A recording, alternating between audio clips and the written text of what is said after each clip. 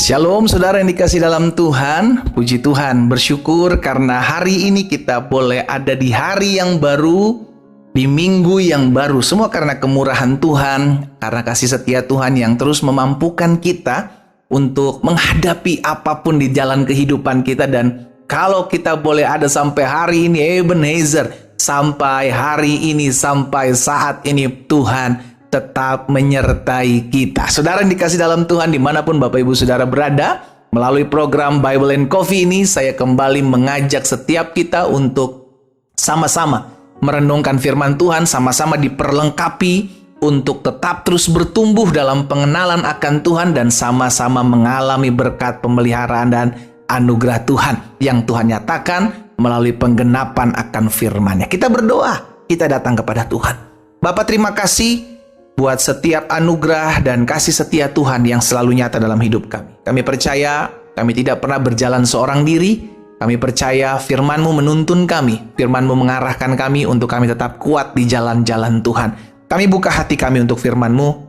Roh Kudus urapi setiap kami dengan hikmat-Mu, sehingga kami mengerti akan kebenaran yang memerdekakan kami. Di dalam nama Tuhan Yesus Kristus kami berdoa. Haleluya.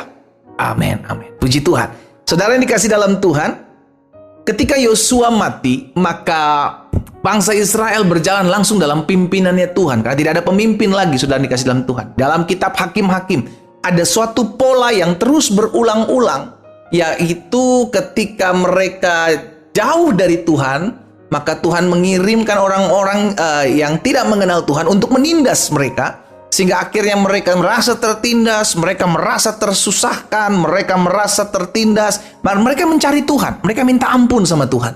Mereka minta, Tuhan tolong kami, Tuhan pulihkan kami. Dan Tuhan kirimkan hakim-hakim gitu kan. Tuhan kirimkan penolong yang Tuhan utus, saudara yang kasih dalam Tuhan.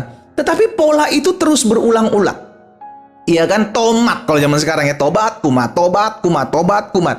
Dan kita lihat sama-sama, ada satu pembelajaran yang akan kita lihat bersama-sama dalam Hakim-Hakim pasal 10, ayat 10 sampai dengan ayat 13. Hakim-Hakim pasal 10 ayat 10 sampai dengan ayat 13. Lalu berserulah orang Israel kepada Tuhan. Ini setelah dapat penindasan lagi. Dan ini udah berulang, saudara. Ini udah berulang. Kami telah berbuat dosa, mereka bilang terhadap Tuhan.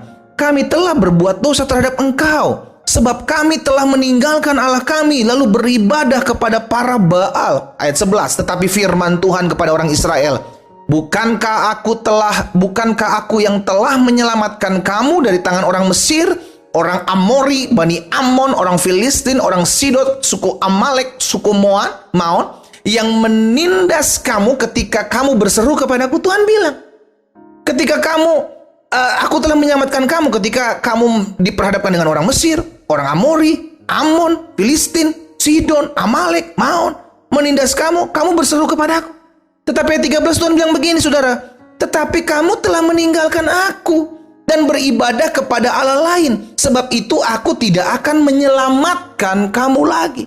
Saudara yang dikasih dalam Tuhan, Tuhan lihat ritme ini bangsa Israel ini memang bangsa yang kelas kepala, tegar tengkuk, kepala batu ya gitu kan. Berulang aja pola itu. Diselamatkan Tuhan, ditolong Tuhan, datang kepada Tuhan, beribadah kepada Tuhan. Gak lama kemudian setelah keadaan aman, mulai lagi menyembah Baal, mulai lagi lari dari Tuhan.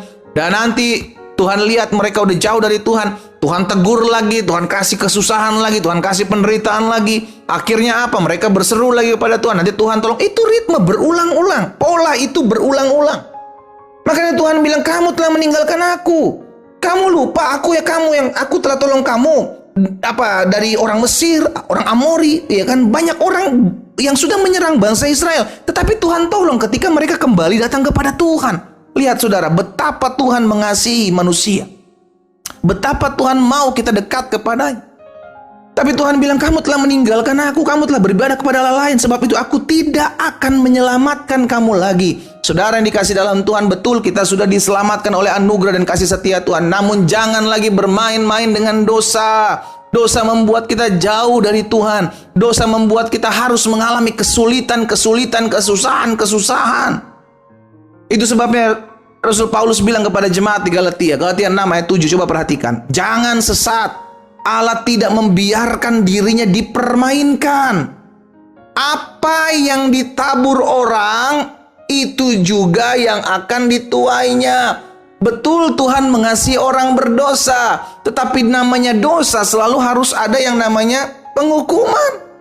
Yang namanya kesalahan, yang namanya pelanggaran, harus selalu ada hukuman. Dan itu tidak bisa dipisahkan. Betul, Tuhan mengampuni dosa ketika kita datang, tetapi kesulitan, kesusahan yang diakibatkan oleh dosa itu harus diterima. Dampaknya ada. Saudara yang dikasih dalam Tuhan, dampaknya ada. Dampaknya ada. Sama ketika seseorang pecandu narkoba, ya kan, yang udah puluhan tahun mengkonsumsi narkoba, terus mengalami pemulihan dari Tuhan, tidak lagi berbalik, tidak lagi memakai narkoba. Tapi apakah tidak ada dampak dari pemakaian masa lalunya? Ada, saudara ini dikasih dalam Tuhan, ada. Kalau dia dulu kepala keluarga, maka hubungannya dengan orang tua, dengan anak akan bisa saja rusak. Gitu kan, kalau dia sebagai pecandu, maka dampaknya, ya pecandu berkepanjangan, maka dampaknya ada di kesehatannya, saudara yang dikasih dalam Tuhan. Dampak dari apa yang kita lakukan itu pasti ada. Betul, Tuhan mengampuni kita. Betul, Tuhan mengasihi kita. Tetapi dampak dari apa yang kita lakukan harus ada yang kita tuai. Iya kan? Jangan sesat. Makanya itu Alkitab katakan, apa yang ditabur orang, itu juga yang akan dituainya. Saudara lihat, Keluaran 34 ayat 7. Keluaran 34 ayat 7. Firman Tuhan bilang begini, yang meneguhkan kasih setianya, Tuhan meneguhkan kasih setianya kepada beribu-ribu orang. Yang apa, saudara? Yang mengampuni kesalahan, yang mengampuni pelanggaran, yang mengampuni dosa. Amin. Tuhan mengampuni kesalahan kita, Tuhan mengampuni pelanggaran kita, Tuhan mengampuni dosa kita. Tetapi tidaklah sekali-kali membebaskan orang yang bersalah dari hukuman. Harus ada pembebasan berasal dari hukuman, yang membalaskan kesalahan bapa kepada anak-anaknya dan cucu-cucunya, kepada keturunan ketiga dan keturunan keempat. Tuhan mengampuni, tetapi dampak dari apa yang kau melakukan dosa itu harus ada. Saudara, kesusahan-kesusahan itu, sehingga akhirnya kita tahu gitu loh, saudara. Kita tahu dan kita bisa membedakan, oh iya ini salah, oh iya ini nggak boleh, oh iya ini bertentangan dengan firman, oh ini nggak benar. Kita tahu. Caranya bagaimana kita tahu? Ada tuaian dari apa yang kita lakukan. Hati-hati. Orang yang menabur dalam kedagingan akan menuai kebinasaan. Orang yang menabur dalam roh akan menuai kehidupan. Itulah firman Tuhan. Saya mengajak setiap kita, ayo, engkau yang sudah tahu kebenaran, jangan mempermainkan Tuhan lagi. Engkau yang sudah dipulihkan, ayo berjalan dalam kemuliaan Tuhan. Jangan lagi bermain di area-area pinggir-pinggir jurang situ. Kita tahu kita gampang jatuh di tempat ini. Kita tahu kita gampang lemah di tempat ini. Jangan bermain-main di pinggir situ. Ayo dekatkan diri kita dengan komunitas-komunitas yang membangun. Komunitas-komunitas yang takut akan Tuhan. Saya percaya Tuhan mengasihi kita. Saya teramat yakin dan percaya Tuhan mencintai orang berdosa. Tetapi Tuhan tidak membebaskan orang-orang yang sudah melakukan dosa untuk tetap mengalami apa yang sudah dia lakukan. Karena apa yang kau tabur, itu sudah hukumnya akan kau tuai. Jangan pernah mempermainkan Tuhan. Karena apa yang engkau lakukan, itu yang akan kau tuai. Kita berdoa, kita datang kepada Tuhan. Bapa, dalam nama Tuhan Yesus, hari ini kami datang kepadamu. Kami mengucap syukur karena setiap kali kami mendengarkan firman Tuhan, Tuhan tolong kami. Kami dibaharui, kami dituntun, kami diarahkan. Tuhan Yesus, tolong setiap kami yang mendengarkan firman-Mu secara khusus di hari ini. Biarlah kami tetap terus hidup dalam kebenaran. Kami tetap terus hidup dalam kekudusan.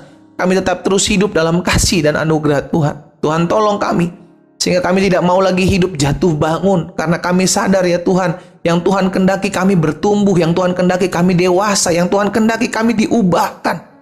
Karena sesungguhnya yang lama sudah berlalu dan yang baru sudah datang. Engkau ada dalam kehidupan setiap kami umat Tuhan yang membaharui kami, pikiran kami, hidup kami, keseluruhan aspek hidup kami. Tuhan sudah membaharuinya.